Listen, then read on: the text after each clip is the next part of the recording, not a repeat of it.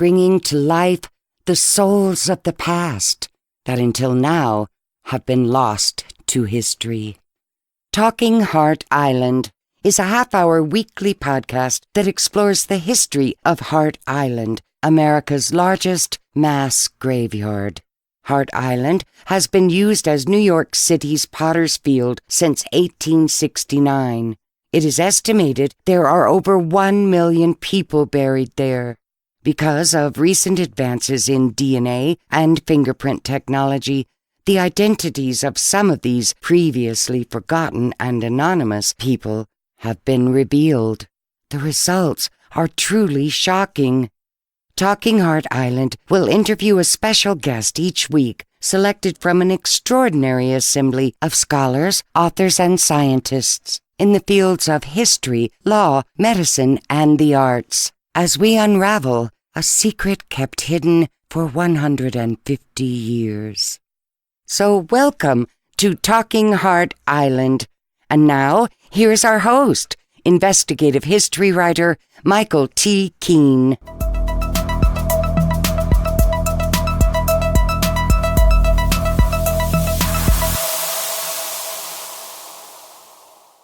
Thank you very much, Norma Jean. And this is Michael Keene, and we are Talking Hart Island. Today's episode is brought to us by the Springville Historical Society, located in Springville, New York, just south of Buffalo. The village was established in 1807, and they're very proud to let you know that they've had men from Springville who have served in the War of 1812, the Civil War, both World Wars, and the Vietnam War, and they continue to serve. And they would love to see folks come to their 4-building campus and learn more about their history. And also the Friends of the Montezuma Heritage Park, which is located in Montezuma, New York, just off of the New York State Thruway.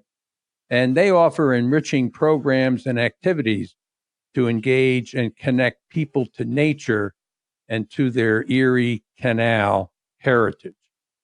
And one more quick thing before we begin. We've been asked, how can you listen to previous episodes of Talking Hart Island podcast? And you may do so simply by logging on to our website, which is michaeltkeene.com. Okay, so now on to today's episode. Bobby Driscoll was handpicked for an acting career by Walt Disney himself. Of all the roles he played, Peter Pan seemed most like his alter ego. He would even go on to win the first Academy Award ever given to a child. But it would be his downfall. In 1968, Bobby Driscoll's dead body was found by 2 boys exploring the ruins of an abandoned tenement building in New York's Greenwich Village. The cause of his death was later determined to have been brought on by his addiction to heroin. He was just 31 years of age. Because there was no one to claim his body, he was buried in a mass grave on Hart Island. And our very special guest today to help us explore this story is Dave Bossert. He worked for Disney Studios for over 30 years. He served as the creative director of special products at Walt Disney Animation Studios, and he has contributed his talents to such films as The Little Mermaid, Beauty and the Beast, The Lion King, and Who Framed Roger Rabbit. And Dave Bossert, welcome to Talking Hart Island. How are you? Hi, Michael. How are you? I'm doing great. As I was anticipating our conversation, because I think I probably told you a couple of weeks ago, you probably had like the dream job. I would imagine there's a lot of young boys or men who are probably saying to themselves today, boy, how do I get to work for Disney Animation Studios? And so maybe that's a good place for us to begin. How did you end up with this position there. And tell us a little bit about your career with Walt Disney. Well, Michael, it's really kind of interesting because I never thought of myself going to work at Walt Disney Animation Studios. I grew up on Long Island in New York. And when I graduated high school, I knew I wanted to go into art. And I started attending a state university on Long Island, Farmingdale, State University of New York at Farmingdale. And they had this great advertising art program. And I thought, well, that I'm going to start there, and then I'll move on to another art college. And when I'm completing that program, I'll go into advertising in New York City. And I wound up taking a TV graphics class, and that was the first time I had ever done any animation, really made any of my artwork move. And right around that time, a friend had passed off an article to me from the New York Times about a school in California, California Institute of the Arts, also known as CalArts, in Valencia, California, that was training artists in the style of the full Disney animation. And they were training new artists for the studio. And I decided to send my portfolio out there and see what happened. And this, by the way, is back in the day prior to the internet. So I think your listeners might appreciate the fact that I had to take this big black portfolio case and package it up and send it UPS out to the school for the portfolio review. But I wound up getting accepted, and I got a Walt Disney scholarship to go there. And I packed up my Volkswagen Beetle, and I drove cross country, and I went to CalArts. And while at CalArts, I had classmates who all were, real, what I would refer to as Disney geeks, I mean, people that were just, all they wanted to do was work at Disney.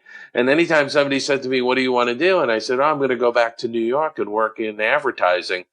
And so when I graduated from CalArts, I wound up getting a job with Don Bluth Studios in Studio City, California. And I thought to myself, well, I'll do this for a little bit, and then I'll go back to New York. And I worked at that studio on some early video games, Dragon's Lair and Space Ace. And then they went bankrupt. They ran out of money. And I was ready to go back to New York. And a friend of mine said, hey, I'm over at Disney working on a film and they need some help. Why don't you send your portfolio over? And so I thought, okay, well, I could work on that picture and then go back to New York. So I sent my portfolio over, and I got hired by the production manager at the time. His name was Don Hahn. And he and I are friends to this day. I have lunch with him on a regular basis. And, I started working on the Black Cauldron. And I thought for sure once I finished the Black Cauldron, I'd certainly get laid off and I'd head back to New York to do advertising. But they wound up holding on to me. So that's kind of how my career began. So what exactly did you do? I mean, you draw the actual figures? No, I actually was hired in on the Black Cauldron at an entry-level position known as an in-betweener. So I filled in drawings between the animator's key drawings. And I was in the effects department. I did special effects animation. And there were 28 people in that department. I was the 28th person hired. And I thought to myself, well, last guy hired, first guy fired. And so I just decided I'm going to work as much as I possibly can. I worked overtime my first week. I worked 6 days a week. I think for the first 5 months I was on that picture. And then I started working 7 days a week until we got the picture finished. And towards the end of the animation process, they started handing out the pink slips, laying people off. And I was coming in every day, patiently waiting to get my pink slip. And you're ready to go back to New York, right? I was ready to go back to New York, and I was totally fine. I was working so much, I didn't have a chance to spend any money, so I had saved up a bunch of money, and I was, happy to have worked on the picture, and I had a great experience and met some great people, and I was fully prepared to be laid off. And I kept waiting and waiting, and other people around me were getting pink slips, and people who had been there 5 and 10 years were being laid off. And finally, I went down to Don Hahn's office and I said, Don, I go, can you give me an idea when you're going to give me my pink slip? Because I'd like to try and sort of plan out what I'm going to do next, you know? And he looked at me sort of surprised and he says, Dave, he goes, we're not planning on laying you off. You've been working so hard. We want to keep you. And I think I did sort of a Tex Avery take, where my eyes bulged out and my jaw hit the floor because I just didn't think that they were going to keep me. So it kind of was funny. And actually, for the first, I think, 4 or 5 pictures that I worked on at the studio, I kept thinking at the end of the picture, the end of this picture is when I'll go back to New York because they're going to lay me off. And it didn't happen. And I spent 32 years. It was a fantastic wild ride, And I do go back to New York. I do visit New York 3 or 4 times a year because my mother still lives on Long Island. So that's an interesting career strategy. You say, well, I'm going to get laid off at any moment. And 32 years later, there you are. When I listed a few of the few of the films that you worked on, The Little Mermaid, Beauty and the Beast, Lion King, Who Framed Roger Rabbit. Do any of those stick out in particular because of your experience and being associated with them? Well, the thing I always tell people is that every single picture I worked on and every project I worked on at the studio, always had its own challenges and its own sort of personality, if you will. And I always learn something new on each of these projects. And so I have great memories. And I often say, like, which one was your favorite? I get that question all the time. And it's like saying, which one of your kids is your favorite? And I kind of laugh when I tell this because I was out speaking a few years, probably 10 years or so ago. And my oldest daughter, Sydney, was in the audience. And when I was asked that question, I responded, well, that's like trying to determine which one, who's your favorite child. And my oldest daughter was down in the front row waving, pointing at herself, so I'm your favorite. So, but, quite frankly, I do tell people, though, the one that kind of bubbles to the surface as far as a lot of great experiences is Who Framed Roger Rabbit, because I had the opportunity to move over to London. I worked on that picture in London where most of the animation was done.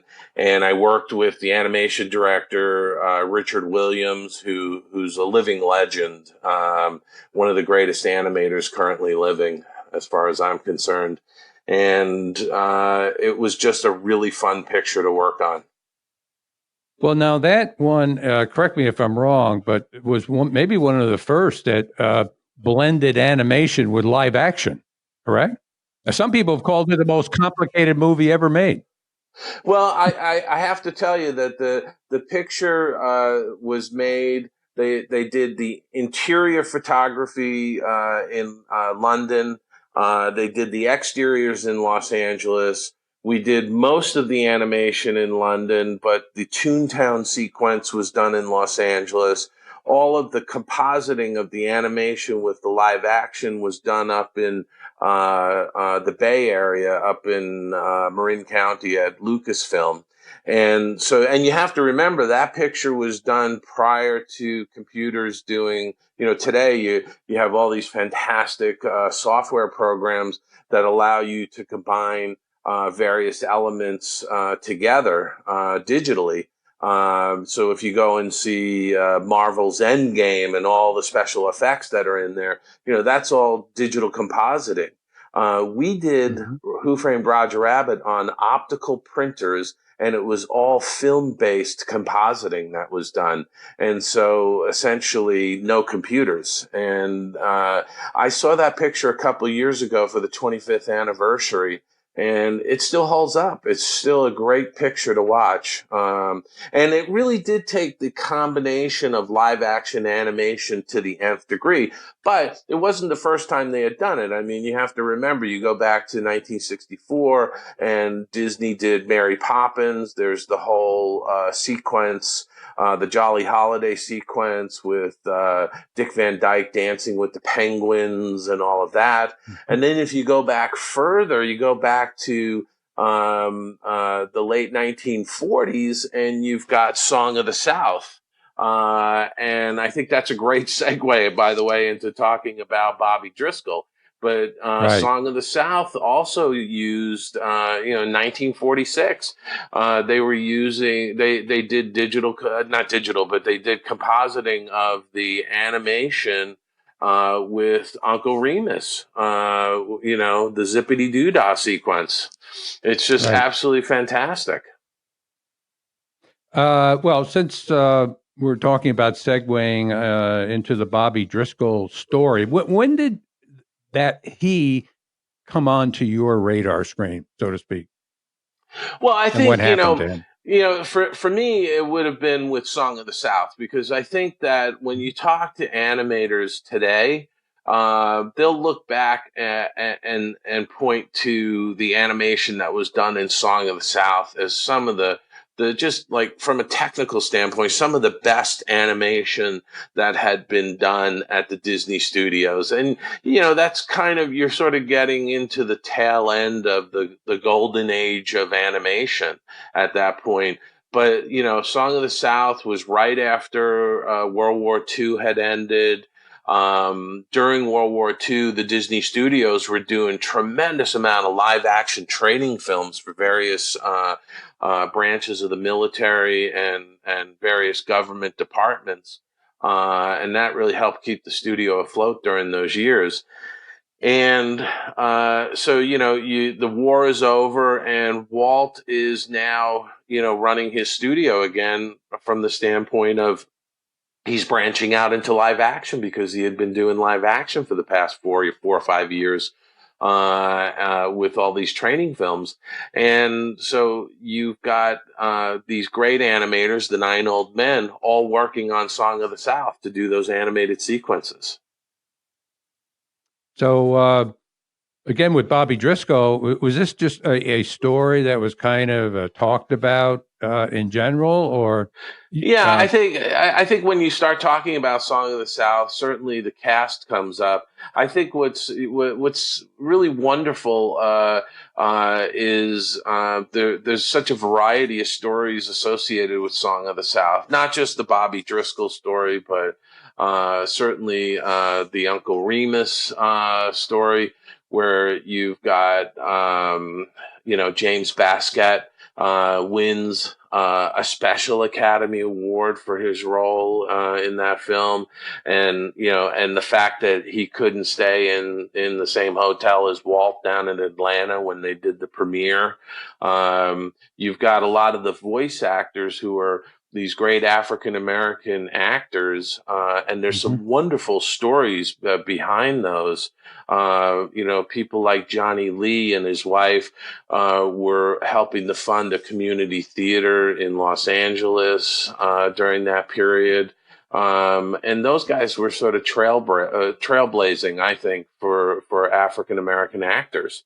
There's some great stories that really should be told. The sad story, of course, is the Bobby Driscoll story, because, I can't tell you exactly when I heard it, but I know it was back in the late 80s or early 90s. I heard from a colleague who had been at the company for quite a long time, the story of Bobby Driscoll's mother contacting Roy O. Disney to see if the studio could help them with trying to locate him. And it was after he had passed away, obviously, but his mother didn't know that at that point, I don't believe. Right. Did you ever meet, or did you know Roy, or Walt was before your time? Did he already pass away? So Walt passed away in '66, and then his brother Roy O passed away, I believe, in '71 after Walt Disney World opened. I actually knew Roy O's son, Roy E. Disney, and I knew him actually quite well for probably close to 20 years. In fact, after he passed away, the first book I ever wrote was Remembering Roy E. Disney. stories and pictures. It just it was one of those things where it was a fluke that a friend of mine, it happened to be Don Hahn, who I mentioned earlier. He and I were talking one day, and we were swapping stories about Roy because Don and I were going to do a presentation on Fantasia 2000, and Destino at the Boston Museum of Fine Art. And so, I was telling Don a couple of stories that he hadn't known before. And Don looked at me, and we were in Boston sitting in a lounge at the hotel. And he said, you ought to put some of those in a book. Those are great stories. And that's really what started me down this path of writing books. And I wrote Remembering Roy E. Disney, Memories and Photos of a Storied Life. And that was my first book. And then from there, it just kind of took off, my writing career. And now I'm writing full time, and I seem to be putting out almost a book a year now. What's your latest? But the one that's out right now is it released in November of last year, November of 2018. It's called Kem Weber, Mid-Century Furniture Designs for the Disney Studios. And it just documents the furniture that this architect, Kem Weber, designed for the animation process at Disney. And when I left Disney in 2016, the studio gave me my 1939 Kem Weber animation desk that I had been using for decades. And just so you know, we're doing this interview, I'm sitting at my Kem Weber desk in my office here, and this is where I write. So, where it all takes place. Yeah. So having had the opportunity to know and become friends with Roy E. Disney, who was the nephew of Walt, I got a lot of stories firsthand from Roy, who grew up basically on the studio lot from, the time. I mean, he was spending time as a child running around the Hyperion studio, which predates the current Burbank studio. So it was really, to me, just a wonderful experience. He was a wonderful individual, and the family was very cooperative and agreed to let me write this book, Remembering Roy E. Disney, because he was a wonderful guy. And I just wanted people who read that book to walk away with a sense of who he was as a human being, because he really was a down-to-earth guy, even though he had the name Disney, and even though at the time he was worth, over $1 billion. So amazing. The one of the great trivia questions is, and there's a connection, give me a minute, is Steve Jobs, the founder of Apple, of course. And the trivia question is, what stock did he own the most shares of when he passed away? And the answer, of course, is Disney. Correct. Because he was also associated with the Pixar studios, which he later sold to Disney. And did you ever work on any Pixar films, or aware of what they were doing over there? Yeah, I was aware of what they were doing. I have a lot of friends that worked up at Pixar over the years. And actually, when we were working on Fantasia 2000, we flew up to Northern California to visit Pixar, because we were essentially talking to them about having them animate a sequence for Fantasia 2000. But from a production standpoint, it never worked out. But we did have those conversations. And I have a terrific story, because back in early 2004, I had finished work in 2003 on a short called Destino, which Salvador Dali and Walt Disney had started in 1947 and never completed. And Roy wanted to have the short completed. And so in 2002, 2003, a team got put together. I was on that, and we completed the project, and it got nominated for an Academy Award. And I'll never forget, we didn't win, unfortunately, but we came out of the Academy Theater into the lobby, and I was standing with Roy Disney and his wife at the time, Patty, and a few other colleagues that were associated with Destino, and myself and my wife, Nancy. And we were trying to decide what we were going to do, whether some people were going to go to the governor's ball or whether we were all going to go off together someplace. And up walks Steve Jobs, and he sort of stepped up, not quite to the group. He kind of waited for a moment to step in to say hi. And he wanted to say hi to Roy, and it was really kind of an interesting moment. And then afterwards, we wound up. Roy asked his wife Patty at the time, what do you want to do? And she said, I'd like to just get some In-N-Out burgers. And so we all piled into the limousine, and we went to an In-N-Out burger on Cahuenga Boulevard, picked up a box of burgers and fries, and we went back to Roy's house in Toluca Lake. And he popped a big magnum of red wine, and we drank this wonderful red wine and ate hamburgers and chatted until about 1 o'clock in the morning. So it was, again, a lot of these experiences, you kind of pinch yourself and go, am I really here? Is this really happening? Oh, what a wonderful story. Yeah, Steve Jobs, the Disney family, and you went out and had hamburgers. That's beautiful.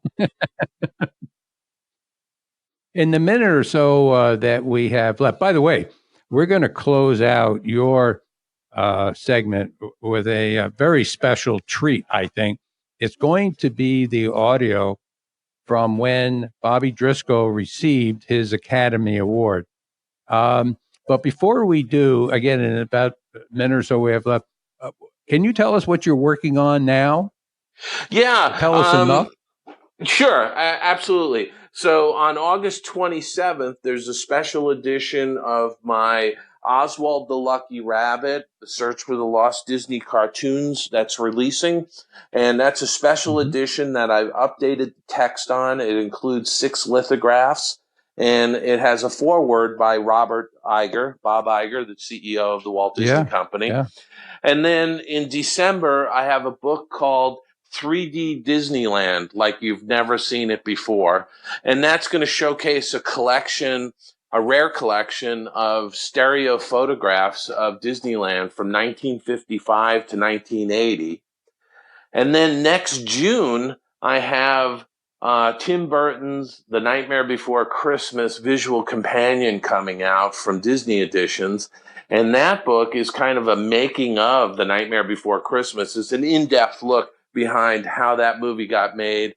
And I had actually worked on it and also talked with so many of the artists, many of my colleagues, including Tim Burton and Danny Elfman and Henry Selick, who directed the film, and give a whole behind the scenes of how that movie got made.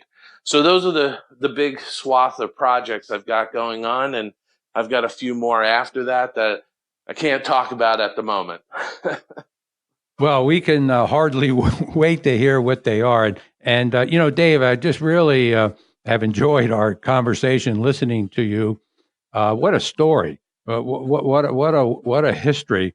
And so as we say goodbye to you, we're going to now listen to the very rare audio of Bobby Driscoll, little Bobby Driscoll, receiving his Academy Award. And again, Dave, thank you very much. Thank you, Michael. Bye-bye. I don't ever think I've been so thrilled in my life. But I want to thank everybody that had to do with me getting this award. And I want to thank God for giving me such a wonderful mother and father. Thank you.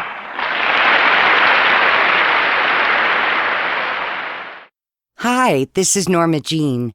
I wanted to take a moment to remind you, in order to receive updates or news about upcoming episodes of Talking Hart Island, simply go to the subscribe page on our website located at www.michaeltkeen.com and enter your email address. If you have any questions about the podcast itself, or simply wish to contact any team members for book inquiries, voiceovers, website or graphics design, use our contact page, also found at www.michaeltkeen.com. And if you're enjoying the show and would like to give us a review, please do so at iTunes. We would greatly appreciate it. So until next week, this is Norma Jean, and we're talking Hart Island.